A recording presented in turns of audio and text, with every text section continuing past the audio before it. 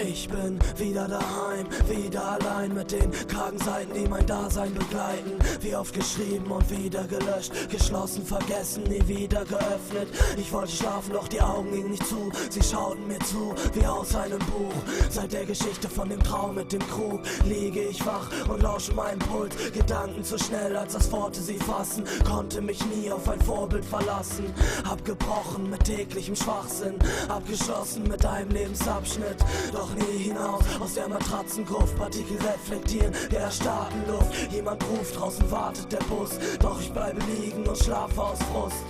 Je länger ich den Traumfänger jag, desto mehr sehn ich mich nach Schlaf. Und so lebe ich mein Leben im Grab. Das Streben da draußen ist mir egal, ich schlaf.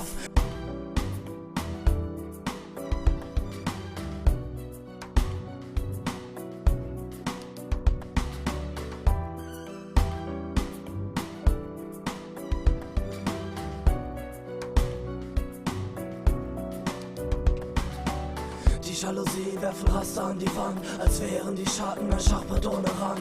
Doch für dieses Spiel habe ich keinen Verstand. Es kümmert mich nicht, was ich leisten kann. Ich bin ein Feigling vom Alltag bezwungen und blase die Zeit aus meinen zweiten Lungen. Müde und einsam, einfach nicht da und schreibe es sinnlos ein weiteres Mal.